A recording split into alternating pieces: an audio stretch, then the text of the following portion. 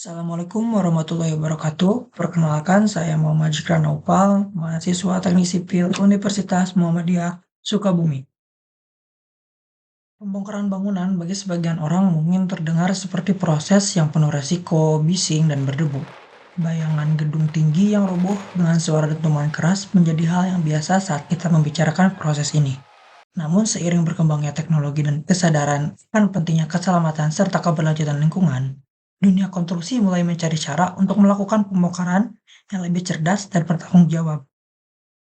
Dalam dunia konstruksi dikenal beberapa metode utama pembongkaran bangunan. Pertama, ada metode konvensional menggunakan alat berat seperti ekskavator dan bola penghancur.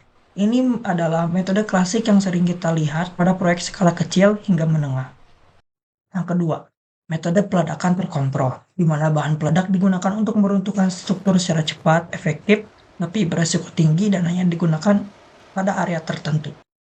Metode ketiga adalah teknik pembongkaran manual, biasanya dilakukan untuk bangunan kecil atau yang berdekatan dengan struktur penting lain, karena lebih presisi dan minim getaran. Dan yang keempat, merupakan inovasi terbaru untuk pembongkaran sebuah bangunan. Sekarang kita akan masuk pada pembongkaran segmen demi segmen, atau VSML Demolition. Yang pertama, ada Taisei Ecological Reproduction System atau yang disingkat dengan TESOREP. Sistem TESOREP merupakan inovasi ramah lingkungan dari Taisei Corporation Jepang yang digunakan untuk rehabilitas lingkungan di area terdampak konstruksi. Berbeda dengan metode konvensional, sistem ini menjaga bangunan tetap tertutup selama proses pembongkaran dengan mempertahankan atap dan menambah panel kedap suara di lantai atas. Hal ini bertujuan untuk mengurangi kebisingan dan debu. Nah, sekarang kita akan masuk pada metode pelaksanaan dari TESOREP ini. Pertama, pada lantai atap dipasang balok baja, lalu atap lantai teratas ditopang oleh 15 kolom sementara masing-masing setinggi 20 meter yang diletakkan di atas balok raksasa dua lantai di bawahnya. Dengan menggunakan jack hidrolik dan beberapa teknologi lain sehingga bisa membongkar komponen bangunan seperti kolom baja, balok, dan lantai. Dibongkar dengan begitu satu lantai sekaligus dalam waktu yang cepat. Selanjutnya, tiap kali dua lantai teratas dibongkar, dongkrak yang terpasang pada kolom diturunkan dan bangunan menjadi dua lantai lebih rentas secara keseluruhan. Menggunakan prinsip katrol, sampah materialnya didaur ulang menjadi energi listrik untuk penerangan dan sistem ventilasi. Dengan adanya baja di bagian atas gedung bisa mengurangi kebisingan dan debu secara signifikan. Jika dilihat dari luar, tidak ada cara untuk mengetahui bahwa bangunan tersebut sedang dirobohkan dan bangunan tersebut tampak menyusut secara bertahap.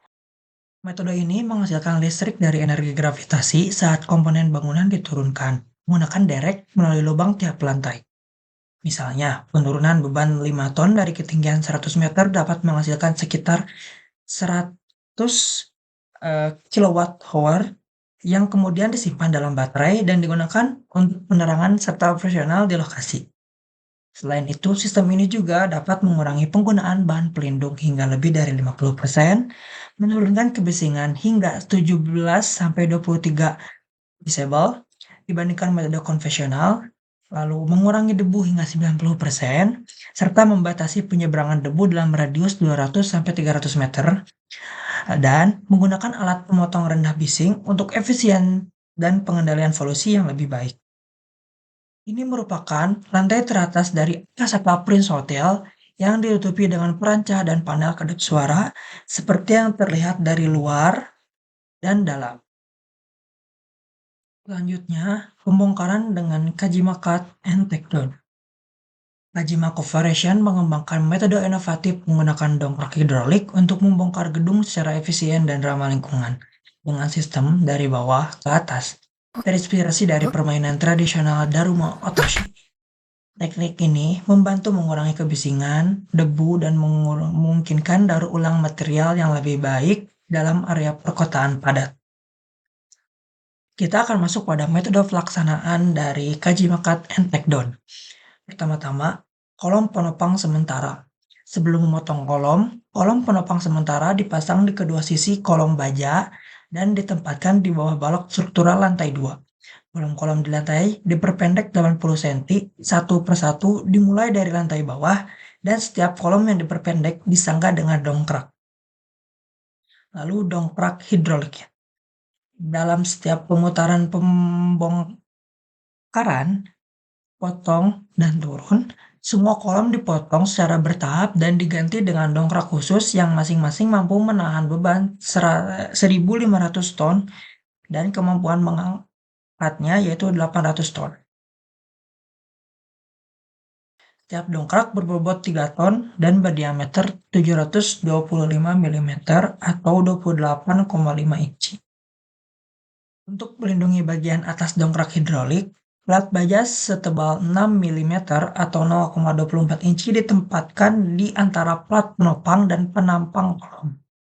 Setelah semua kolom lantai dilepas dan diganti dengan dongkrak, seluruh bangunan diturunkan satu lantai. Untuk menyesuaikan panjang kolom, karena panjangnya dapat bervariasi tergantung pada kesalahan marginal saat diproduksi. Plat ini juga menyerap setiap gerakan horizontal dan berputar kolom jika terjadi gempa bumi. Dan kita akan masuk pada dinding inti. Karena metode ini memisahkan bagian atas bangunan dari strukturnya sehingga rentan terhadap gempa bumi, untuk mengatasi potensi bahaya penggerakan beban lateral dikembangkan suatu metode yang mencakup dinding inti yang dihubungkan ke rangka pemindah beban dengan alat pengontrol baji. Dinding inti setinggi 12,5 meter dibangun di dalam 3 lantai pertama. Dinding ini terbuat dari dinding kotak beton bertulang dengan ketebalan 400 hingga 900 mm. Dinding ini terletak di tengah denah lantai bangunan. Untuk memindahkan beban lateral yang disebabkan oleh penggerakan horizontal struktur bangunan bagian atas ke dinding inti dan dasar bangunan, sejumlah rangka baja sementara yang dapat dilepas dipasang di antara dinding inti dan kolom-kolom di sekelilingnya, membentuk baja persegi di sekeliling dinding inti. Lalu, lidah diletakkan pada rangka yang sesuai dengan alur dinding inti. Selama gempa bumi, irisan baja jatuh di antara alur dinding inti dan lidah rangka pemindah beban. Ini menghubungkan dinding inti dengan rangka yang memungkinkan pemindahan gerakan lateral bangunan. Lalu ada perangkat kontrol baji. Saat dongkrak menurunkan struktur, dinding inti dan rangka pemindah beban perlu dilepaskan agar operasi berjalan lancar. Jika terjadi gempa bumi, saat bangunan diturunkan, sambungan harus segera dikunci di tempatnya. Sistem peringatan dini untuk gempa bumi dipasang secara otomatis memicu baji baja. Nah, kita akan masuk pada pembongkaran dengan peledak atau implosion. Yang dimana implosion merupakan metode pembongkaran gedung bertingkat dengan peledakan terkontrol di titik-titik strategis.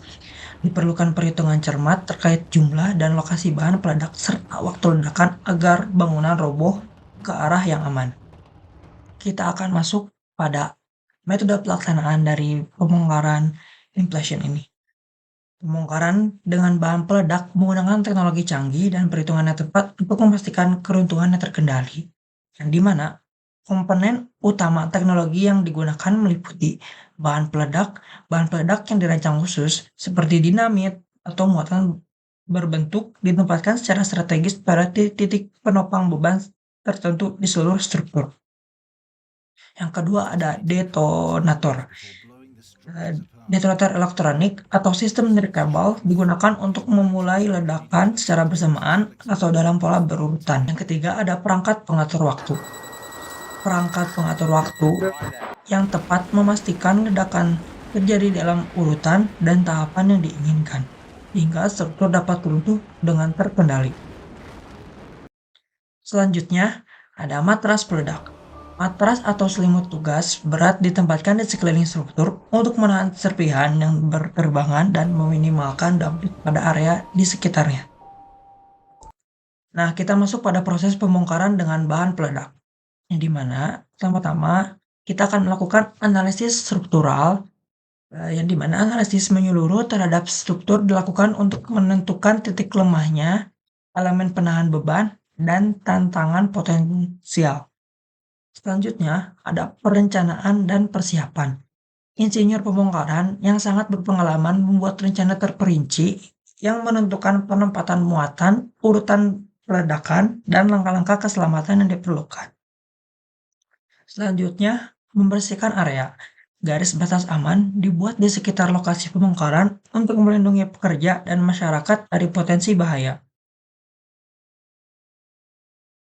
Lalu, mengisi struktur. Muatan ledakan ditempatkan dengan hati-hati di lokasi yang telah ditentukan di dalam struktur, menargetkan elemen pendukung utama.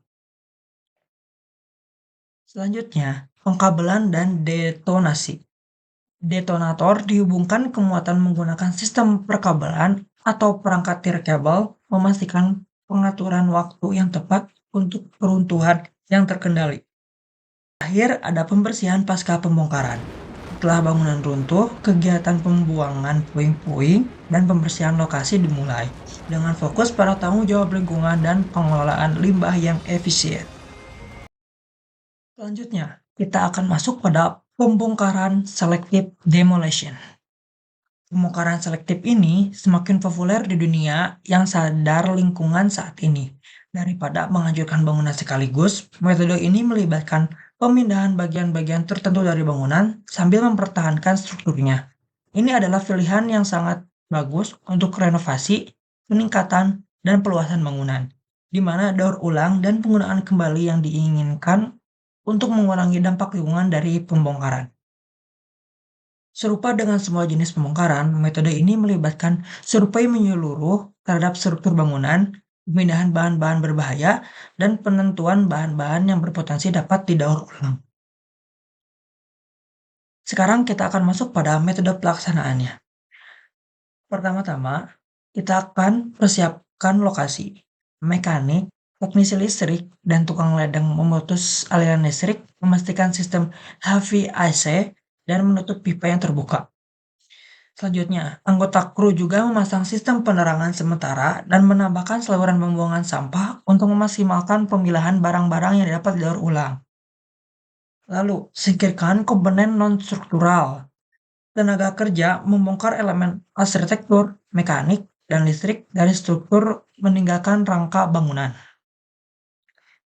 Selanjutnya, singkirkan material dan perkuat bangunan. Struktur penyangga dan penopang sementara ditambahkan. Para kru menyingkirkan balok lantai, dinding penahan beban, kolom, dan plat lantai dari bagian luar bangunan yang perlu dibongkar. Dan yang terakhir yaitu sortir puing. Tim menempatkan material bangunan yang telah dibongkar ke dalam tempat sampah daur ulang, tempat sampah yang dapat digunakan kembali, tempat sampah yang dapat dijual, atau tempat sampah sumbangan, lalu memulai konstruksi baru. Itu tadi sedikit gambaran tentang 4 metode cara pembongkaran gedung, mulai dari Tesorep, Kaji Makat and Takedown, Implosion, dan Selective Demolition. Masing-masing mempunyai kelebihan, tinggal disesuaikan saja dengan situasi di lapangan. Semoga informasi ini bisa menambah wawasan dan bikin kita lebih paham pentingnya teknik yang tepat dalam dunia konstruksi. Terima kasih, sampai jumpa. Wassalamualaikum warahmatullahi wabarakatuh.